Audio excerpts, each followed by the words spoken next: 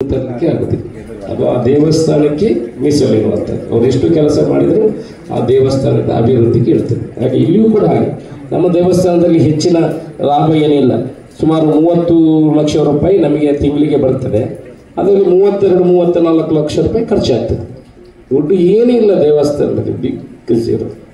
ಒಂದು 2 ಕೋಟಿ ರೂಪಾಯಿ ಈ ನಿತ್ಯ ಪೂಜೆಗೆ ಅಂತ ಕೊಟ್ಟಿರುವಂಥದ್ದು ಡೆಪಾಸಿಟ್ ಇದೆ. ಮತ್ತು ಯಾವುದು ದುಡ್ಡುಗಳು ನಮ್ಮ ಮಹಾಲಿಂಗೇಶ್ವರ ದೇವಸ್ಥಾನದಲ್ಲಿ ಇಲ್ಲ, ಡೆಪಾಸಿಟ್ ಆಗಿಲ್ಲ. ನಾವು ಈಗ ಅಲ್ಲಿ ಊಟ ಕೊಡುವುದನ್ನು ರಿಸ್ಟ್ರಿಕ್ಷನ್ ಮಾಡಿ, ಊಟ ಅಂದರೆ ಜನರು ಅಲ್ಲ, ಕೆಲವರು ಏನು ಮಾಡ್ತಾರೆ, ಅಲ್ಲಿ ಕಾರ್ಯಕ್ರಮ ಮಾಡೋದು 1,000 ಜನಕ್ಕೆ ಒಣಸ್ಕಡೆ ಪಡಲಿ, 5 ಜನಕ್ಕೆ ಒಣಸ್ಕಡೆ ಪಡಲಿ. ಇದರ ಮೊದಲೇ ಮುಗಿಯದವರು ನನಗೆ ಹೇಳ್ತಾ ಇದ್ರು, ನಾನು ಮೊದಲು ಹೇಳುವಾಗ ಅಶೋಕನ್ನ ಸ್ವಲ್ಪ ದುಡ್ಡಿಜ್ಜಿ ಅಂತ. ಅದನ್ನು ಕೂಡ ಅವರಿಗೆ ಮಿನಿಮಮ್ 25-30 ರೂಪಾಯಿ ಚಾರ್ಜ್ ಮಾಡಲಿಕ್ಕೆ, ಈಗ ನಾವೇನು 50 ರೂಪಾಯಿ ಚಾರ್ಜ್ ಮಾಡಲಿಕ್ಕೆ ಇದು ಮಾಡಿದ್ದೀವಿ.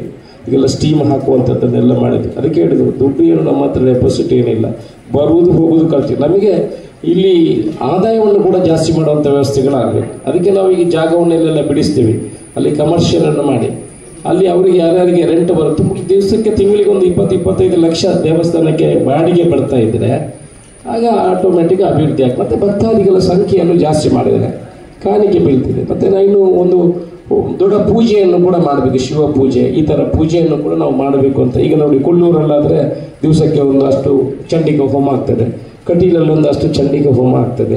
ನಮ್ಮಲ್ಲಿ ದೊಡ್ಡ ಪೂಜೆ ಯಾವುದೂ ಇಲ್ಲ ನಮ್ಮ ಶಿವ ದೇವಸ್ಥಾನದಲ್ಲಿ. ಅದಕ್ಕೆ ಒಂದು ಪೂಜೆಯನ್ನು ಕೂಡ ಪ್ರಶ್ನೆ ಮುಖಾಂತರ ಚಿಂತೆ ಮಾಡಿ ಯಾರು ಹರಕೆ ಕೊಡ್ತಾರೆ ಆ ಪ್ರಕಾರ ಅದನ್ನು ಕೂಡ ಮಾಡಲಿಕ್ಕೆ ವ್ಯವಸ್ಥೆಯನ್ನು